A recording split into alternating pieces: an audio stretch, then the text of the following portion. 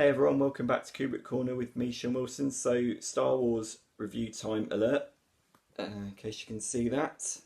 A branded t-shirt there. So Solo, a Star Wars story, is out now in cinemas. This is the much trailed and much reported Han Solo origin movie, prequel, spin-off, however you want to describe it. You've no doubt followed this in the press. Anyone who's a film fan will be aware of the problems they've had in the makings of this latest Star Wars movie, which all began at Disney and Lucasfilm as a Han Solo origin story that was given to Phil Lord and Chris Miller, the directors of the Lego movies and the Jump Street movies. Both series I like very, very much. I think Phil Lord and Chris Miller are fantastic directors. They were then very abruptly fired in June 2017, midway through production, over alleged creative differences, disputes in how they were treating the Han Solo character as played by Alden Ehrenreich, disputes about what tone they were trying to establish with the movie. Ron Howard then came in and saw the movie through to completion, and if reports to be believed, reshot up to 70% of it. And this then led to all manner of issues, including a character played by Michael Kenneth Williams, who was the baddie in the movie, being replaced, and the character being completely reconceptualised as a villainous Paul Bettany. Lots and lots of things going on, and troubled productions are obviously nothing new in Hollywood, nor are they new to Star Wars. Rogue One famously went through a lot of turmoil immediately before it was released, with the director Gareth Edwards seemingly being placed more into a supervisory role as Tony Gilroy was brought in to oversee reshoots and apparently, if rumours be believed, to actually fix the thing, to actually bring it in some kind of coherence. But obviously, when you have a movie like Star Wars, when you have a franchise like Star Wars that is so laden down with nostalgia and affection, it will generate a lot more. A troubled production for Star Wars will generate a lot more attention than another kind of franchise, because quite frankly, we don't actually expect this from this kind of movie. We don't expect it from Star Wars at all. Taking all that aside, and that has been very, very fascinating to trace that over the last 18 months or so as to what's been happening on this movie. Is the movie actually any good? Well, quick story recap. So we are basically thrown back several years before we first met the Harrison Ford Han Solo in A New Hope. This is, as I said, an origin story.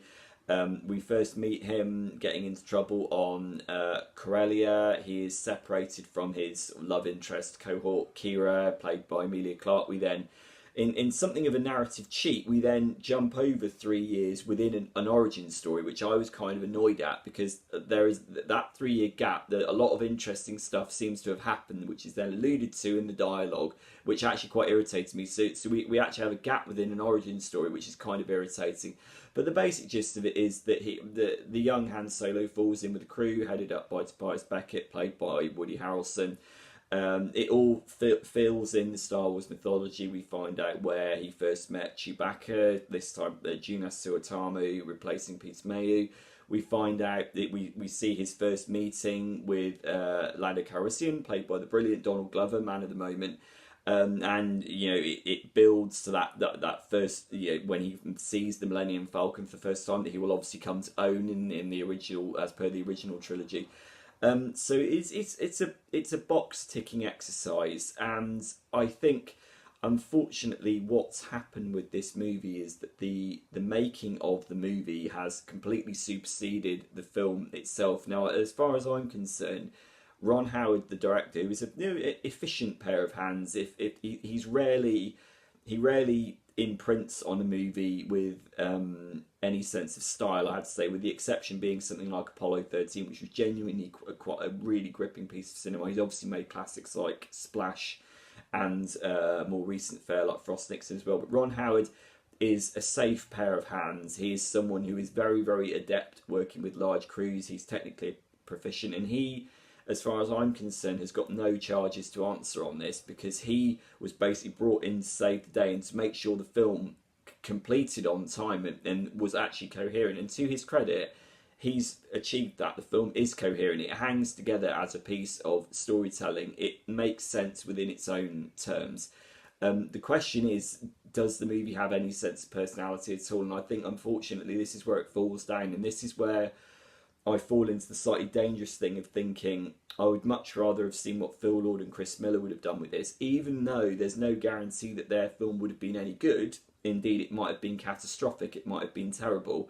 I would much rather see an ambitious catastrophic failure. I'd much rather see something spin out in style rather than the sort of safe, slightly bland box ticky exercise that we get here, because the basic problem here is that it builds to a conclusion that we know that is coming. We already know Han Solo from the earlier series. There is no real surprise that can come out of this. Whereas with Rogue One, what dramatically Rogue One was very, very interesting because it invested us in a group of characters who we all knew were doomed pretty much from the outset, and that gave the narrative a really dark edge. Whereas you don't have that with this, because this is basically a placeholder that's building into the first time we met Han Solo in the Mos Eisley Cantina in A New Hope back in 1977. So there isn't that element of surprise there. So consequently, what you get is basically a movie which constantly is going like that in the ribs of the audience. If the movie can be rendered in one noise, it's basically that of the cat from the Puss in Boots spin-off movie from a few years ago, who basically goes, oh, like that. That is the noise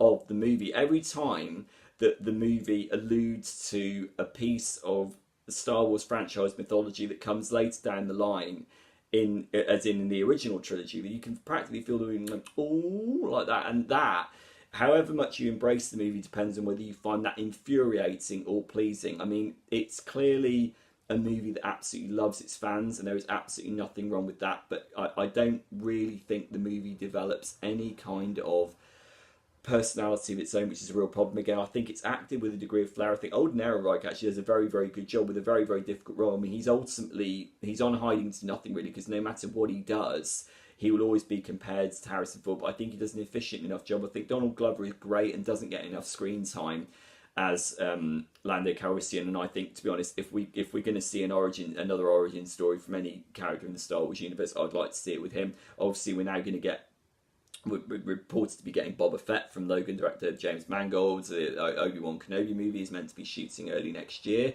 with apparently you were rumoured that Ewan McGregor will be coming back to it, but hopefully then the box office results of Solo apparently will hopefully see this out, is hopefully Disney and Lucasfilm will sort of step back a little bit and go, right, franchise fatigue is threatening to set in here, because this is the first time in the history of the Star Wars universe that we're being inundated with so many theatrically released films. There were huge gaps between the original trilogy and the prequel trilogy, and then the prequel trilogy and The Force Awakens. And what now threatens to happen is that we are threatening to lose the mystique of a franchise that so many millions of us love around the world. I don't want to see that happen.